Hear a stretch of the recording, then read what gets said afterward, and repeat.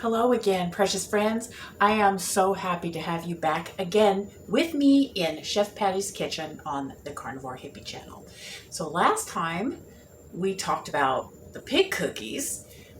We also talked about maybe revisiting Anita Breeze's no-bake cheesecake recipe and maybe thinking about a different flavor. And of course, to me, in my mind, we can't go anywhere without considering chocolate. Now, chocolate isn't appropriate for everything. I know some people who would disagree with that assertion, but when I go to different flavors of cheesecake, one of the first places my brain always goes is chocolate. So today we are going to zhuzh up Anita's recipe by making a no-bake chocolate cheesecake style dessert. Now, it's not technically a cheesecake, but it tastes enough like a cheesecake that I don't think it makes any difference at all. So let's get to getting.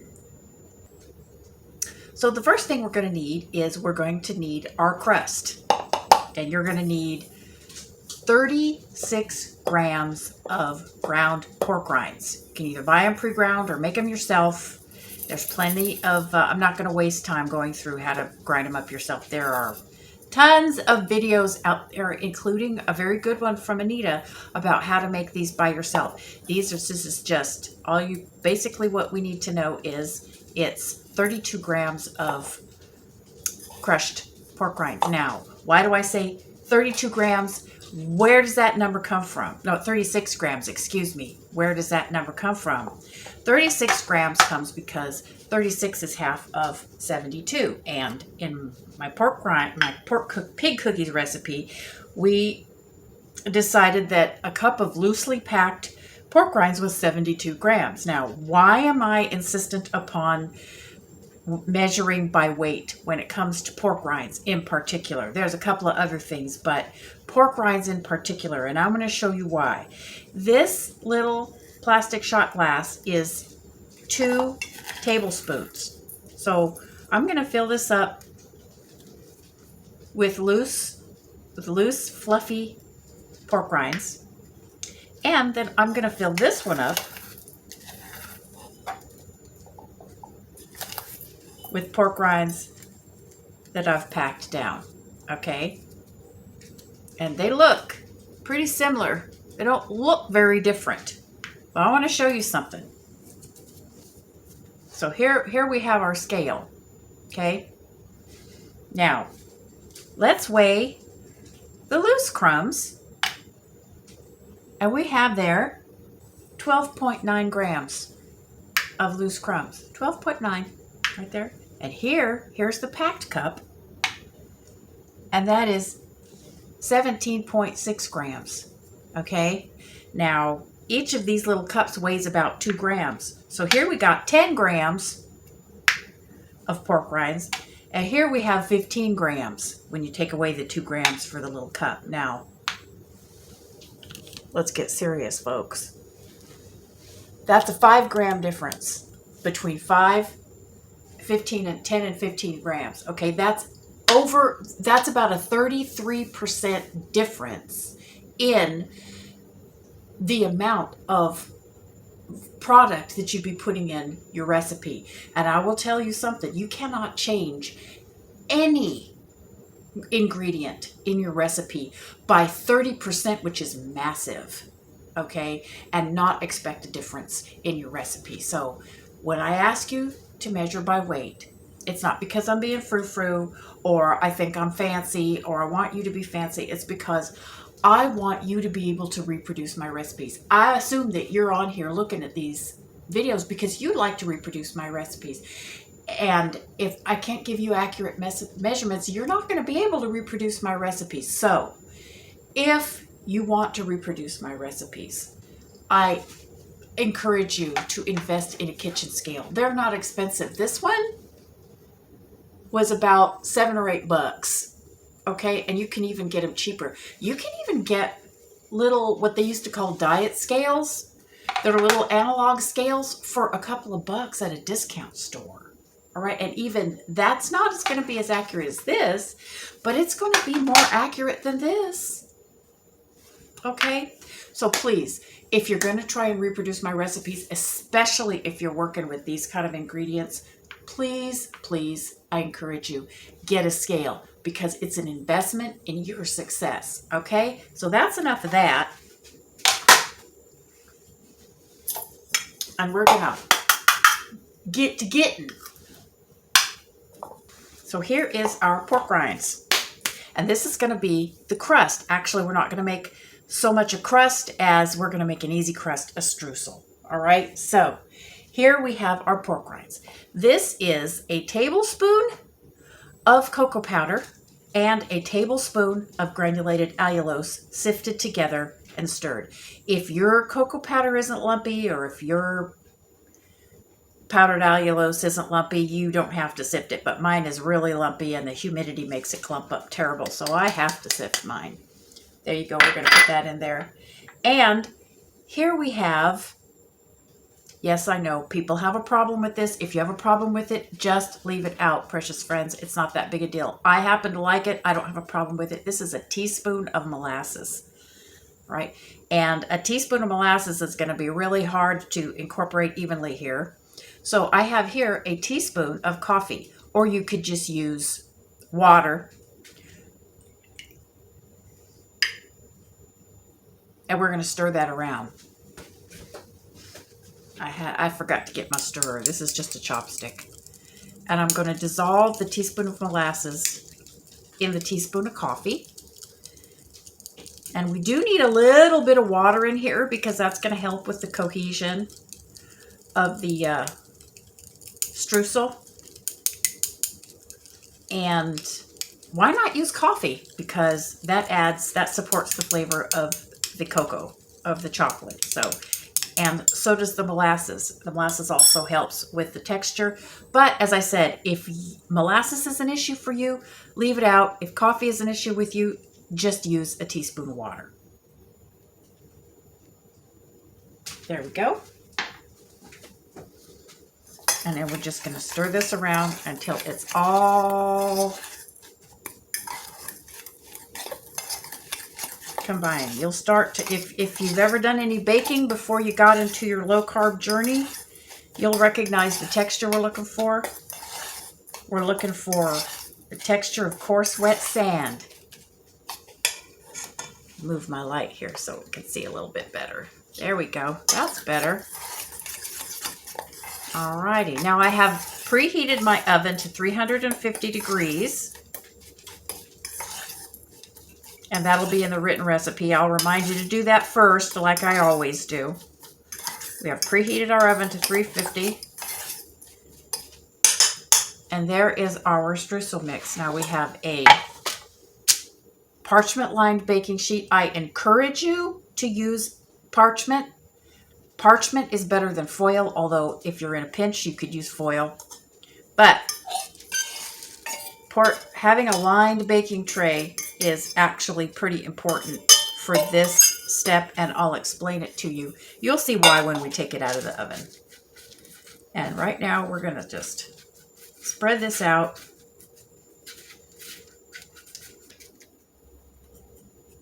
But that's good enough. You don't need to pack it down or nothing. So right back there is our preheated oven. We're going to put this in there. We're going to set the timer. It's preheated to 325, and we're going to set the timer for 10 minutes.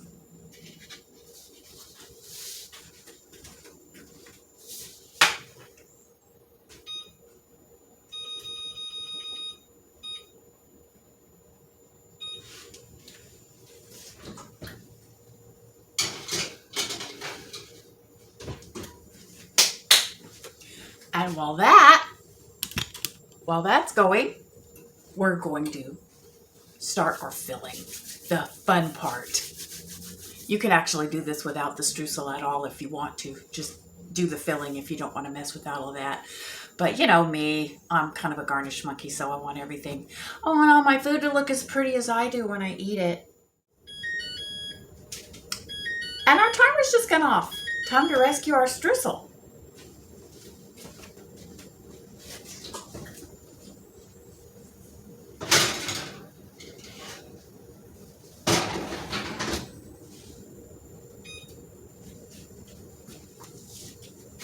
Here's our streusel, and now you'll see where the parchment paper comes in.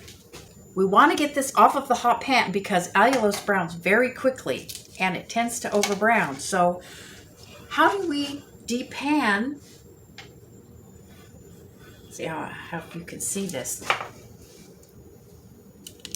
How do we depan such a loose conglomeration of product like this?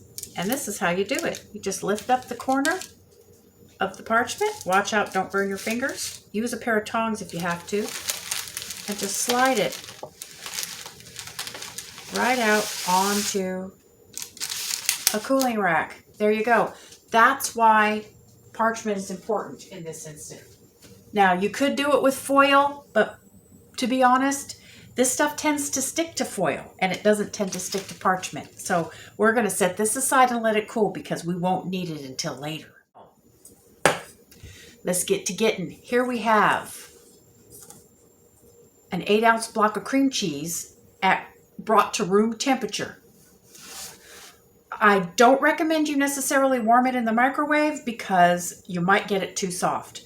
And if it's too soft, it won't fluff up properly. So first thing we're going to do is we're going to beat it, just beat it.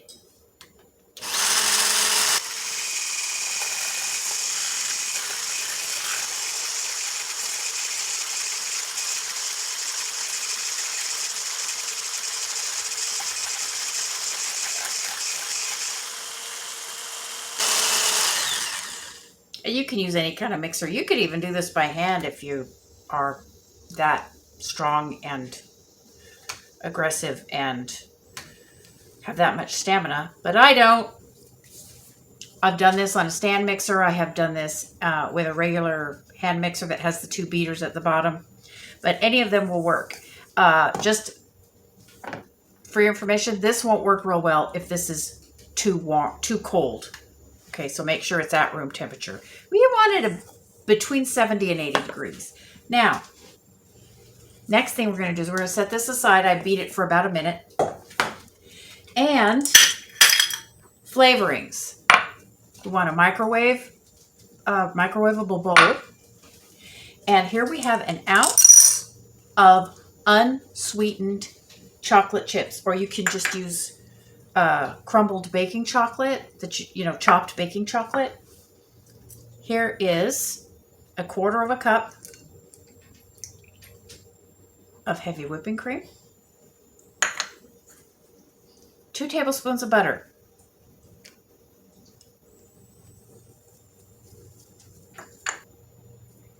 and we're going to make what is known in French cooking as a ganache. And you can just eat this with a spoon. I don't care. Of course, this is unsweetened, but, chocolate's chocolate. So we're going to put this in the microwave for 30 seconds. And then we're going to check and make sure that it's hot enough to melt all the chocolate and the butter together. Okay? So I'll be back in 30 seconds. So here is our I've heated it on high for 30 seconds in my microwave. And we're going to stir it around and see if it's hot enough for everything to melt. We want everything to melt and become homogenized and combined, mixed well. It's going to take a minute.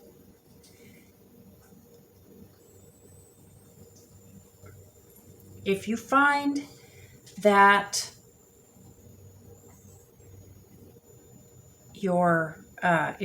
it's not combining, or there's still big chunks of chocolate, you can continue to heat it, but only heat it 5 seconds at a time.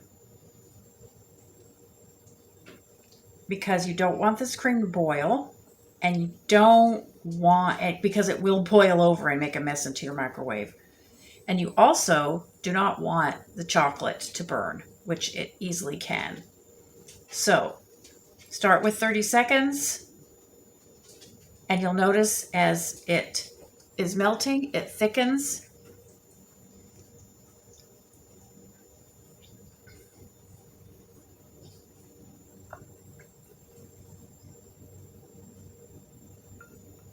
And this looks great.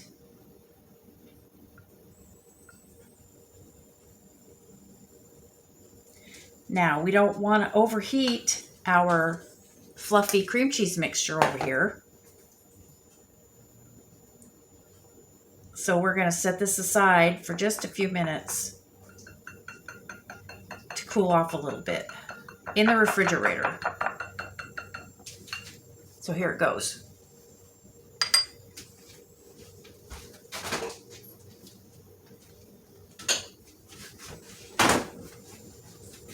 We don't necessarily want it to be completely cold, but we don't want it to be as hot as that either. So in the meantime, we will go on. That's going to be in there for about 5 minutes. Now, here we have, again, a tablespoon of coffee, just because I like the effect that the coffee has on the chocolate flavor. Oink. And here we have 2 tablespoons of cocoa powder sifted together with 1/4 cup of allulose. Yes, I realize that's a bit sweeter than Anita made hers. But I find that the chocolate powder, or the cocoa powder, and the unsweetened chocolate tend to be so bitter that if you don't put the extra sugar or the extra sweetener, then it just becomes so bitter that it becomes unpleasant.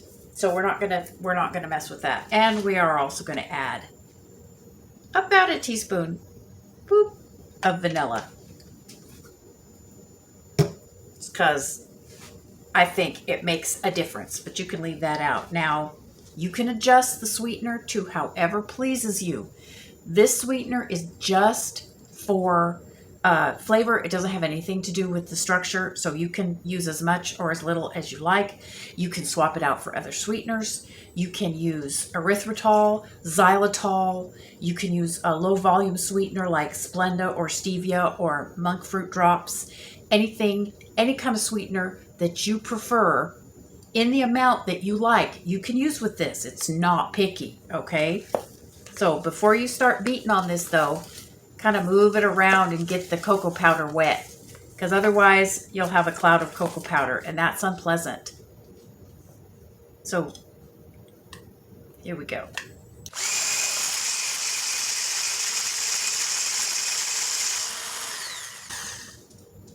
And of course,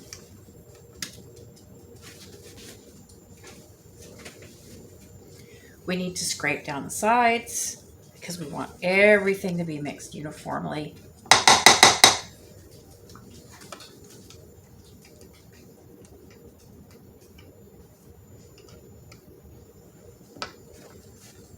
And we're just going to beat this for another 30-40 seconds or so and make it all fluffy.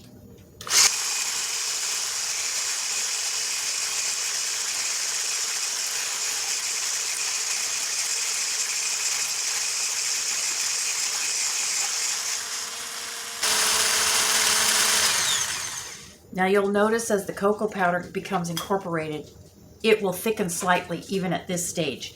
And that's because cocoa powder is an emulsifier. As I've said before, it binds to both fat and water molecules. And as such, it acts as an emulsifier and it causes things that have both fat and water phases to really bind together, and that creates a sort of a thickening sort of a function here. So I'm going to go and I'm going to check on our chocolate mixture and see if it's cooled enough. So here we have our chocolate mixture and it is cooled sufficiently. It's not cold. It's still warm, but it's not hot enough to melt anything. It's maybe a tiny bit more than body temperature, about baby bottle warm, I would say. You can let it get colder if you want to, but it doesn't really need to be any colder than this. And we're just going to scoop this right in here, just like that.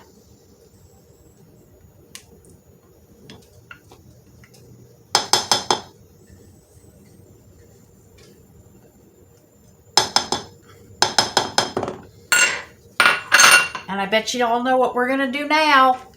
You got it. Again, I'm going to start this off, just stirring it up a little bit so that the chocolate doesn't fly all over the place.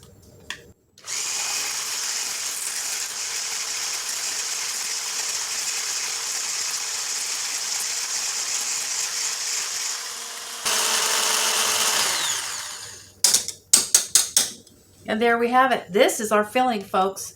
It's beautiful. Oh, I wish you could smell it. Look how rich and chocolatey it looks. Now, you can load this directly into your serving dishes from here.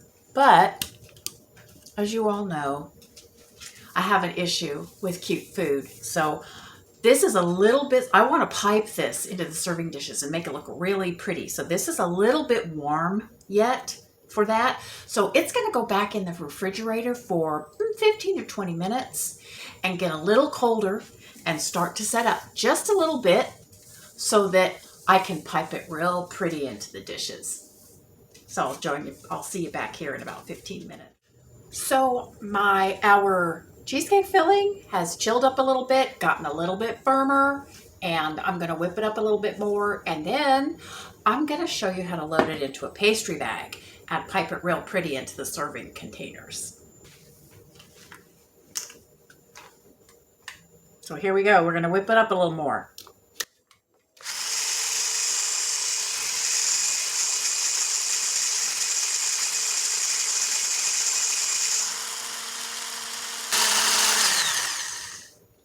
Now, I don't know if you can tell, but I can certainly tell that just from that 30 seconds or so of extra beating with the extra chill on it, it's increased in volume by about 25%. So that's going to make it seem like we've got way more luscious dessert than we actually do, which is, that can only be a good thing. So we're going to load this into a pastry bag. So here we have a disposable pastry bag with about a ½ inch of the end cut off and a piping tip. You can do this without a piping tip at all, just with the tip of the bag cut off if you don't want to be fancy. Oops. Now, to load a pastry bag, I know we've done this before, but, we're going to do it again just for the sake of edification. We're going to fold that over like that so that nothing will leak out the bottom. Stick it down inside a container. You can use, this is a 1 quart container, deli container. You can use a tall drinking glass. You can use a narrow pitcher. You can use a jar. Anything that has a large enough opening that you can conveniently deal with it. And you fold the end of the bag over the end of the container like a cuff. And then you scoop in the deliciousness off.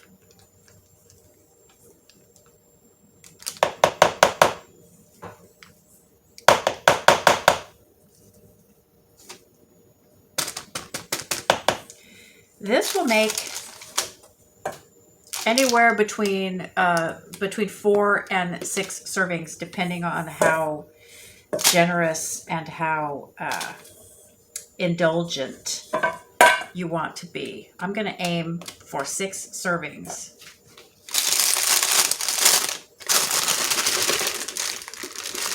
And in order to make sure I serve it evenly, I'm going to weigh this. Now, the tip and the bag together weigh about 8 grams.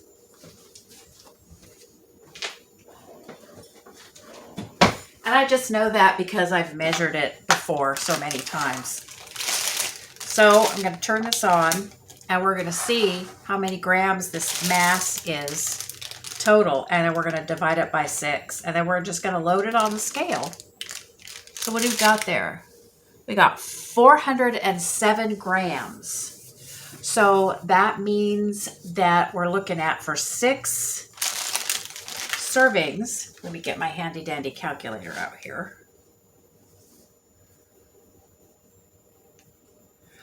minus about 7 or 8 grams. So it's 400 grams divided by 6.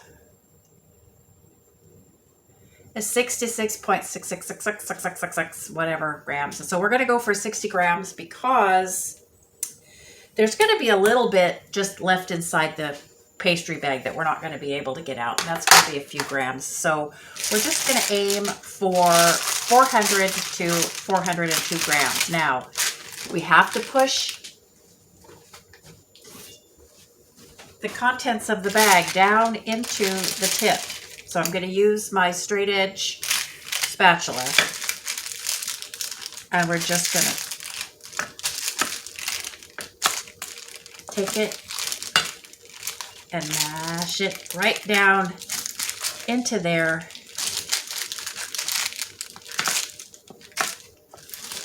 As you can see, the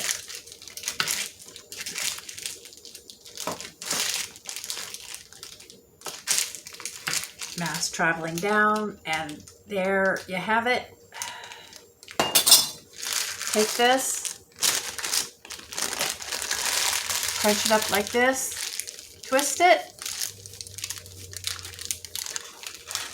and there you have it. And we're going to put this back into our containment device and turn to our containers. Now we have our serving containers and we have our streusel. So there's two things you can do. You can serve the streusel on top, or you can serve it crumbled in the bottom of the glass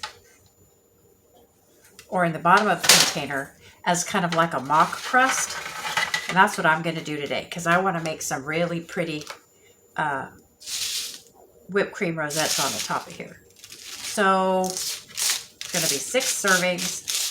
So we'll just divide this roughly into half. Just eyeball it. And then each half into thirds.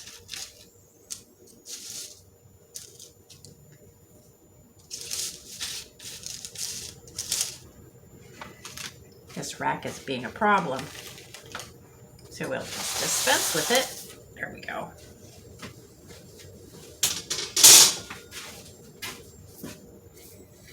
And we'll take this. This is cooled and it's become nice and crispy.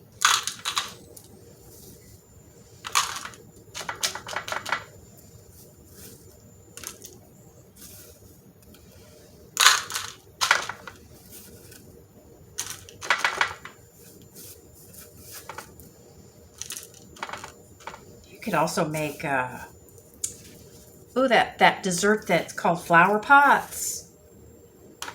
This would make excellent dirt, quote, quote, dirt for the flower pot recipe. That, you know, where you make a dessert and then you put this stuff on the top to make it look like potting soil, and then you do something that looks like a plant or a flower on top. That would be fun. This would make excellent dirt for a flower pot dessert recipe.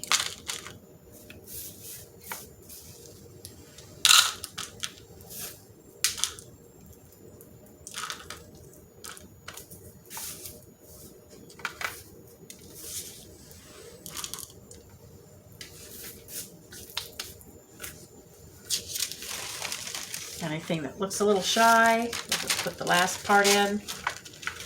And you can just eyeball this. You can measure it if you want to. I'm just going to eyeball it. There we go. That's stage 1 of plating. Now, remember we're aiming for 60 grams of our mixture.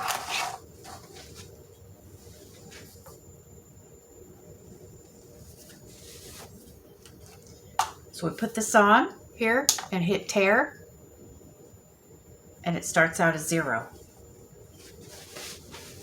And as I said, you don't have to be this specific or particular. It's just me. Cooking school will do that to a body. So we're going to start piping.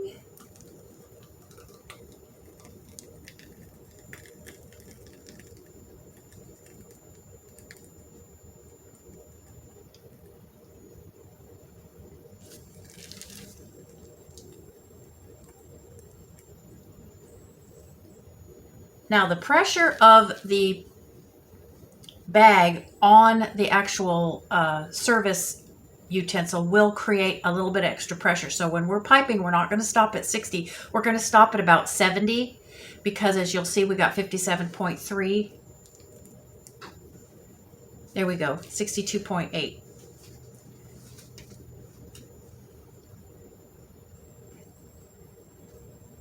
So we're going to tear this one more time. And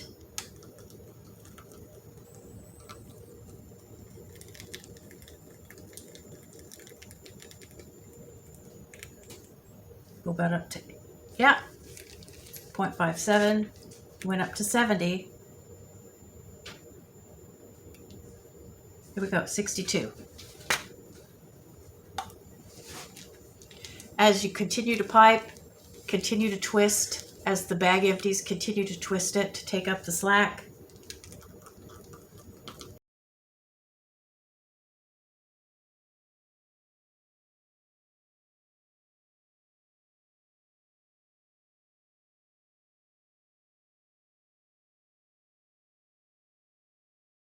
Well, there's a little bit left, 62.6. Just for the sake of evenness, we'll stop there.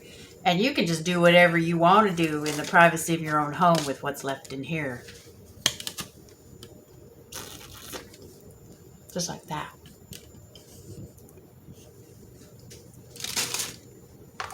Now, I chose these little containers partly because I had them on hand and partly because they didn't need to be washed and partly because they've got little lids and we can put them in the refrigerator to set up and not have to worry about anything falling into them or them collecting odd odors, as we know can happen in the fridge. And again, in they go into the fridge, and we'll come back a little later on and dress them up pretty. Okay, friends, we're back, and our little chocolate cheesecake desserts have set up in the fridge, and now we're going to dress them up and make them look pretty. So here we got all of our little servings. We'll pop the tops off.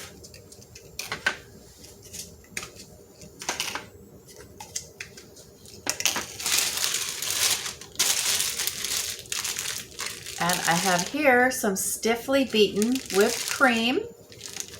You can do it. This happens to be sweetened just because I like it that way, but you can do it sweetened or unsweetened. It's up to you, whatever you like.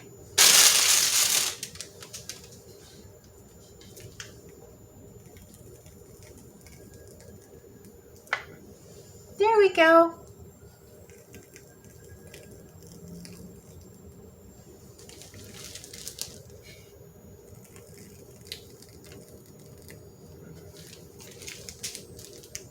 Ultimate snack pack.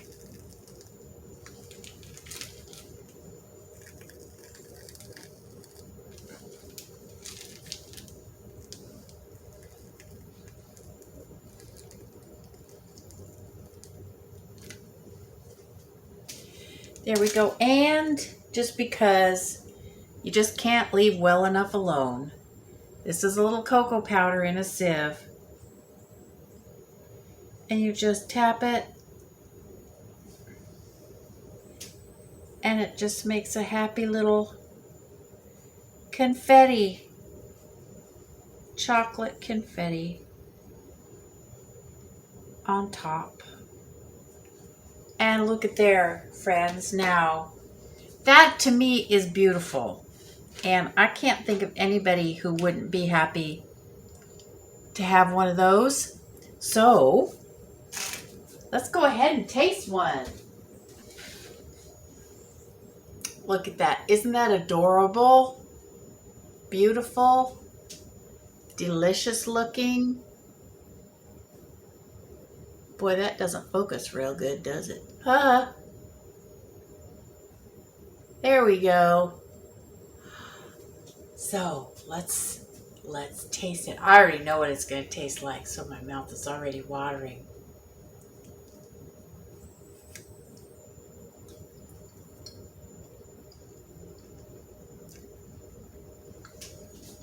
The texture is not as dense as a traditionally baked cheesecake, but it's not like creamy and pudding-like either.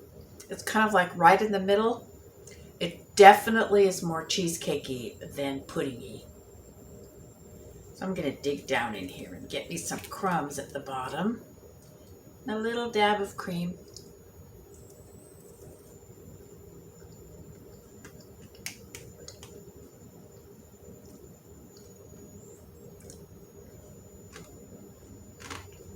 The streusel at the bottom adds a really, really lovely, crunchy sort of surprise of texture. And it's less sweet and a tiny bit more bitter than the rest of the chocolate. Excuse me.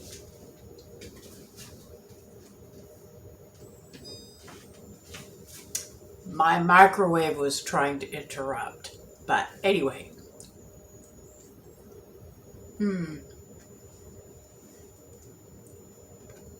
Anyway, you know, I find a recipe I like, and I just can't leave well enough alone. Thank you, Anita, for the inspiration. Anita Breeze, Ketogenic Woman. And this is my Chef Patty's upgrade. Well, I hesitate to say upgrade. I don't want to imply that Anita's recipe wasn't good enough to be, wasn't just great to begin with, but Chef Patty's tweak on Anita Breeze's no-bake cheesecake dessert, chocolate. One more bite.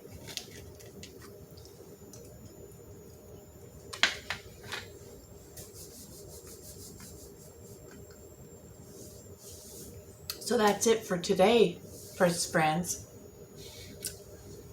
Try it, enjoy, and let me know what you think in the comments. And I bid you peace, love, and meat. Until next time. Bye-bye.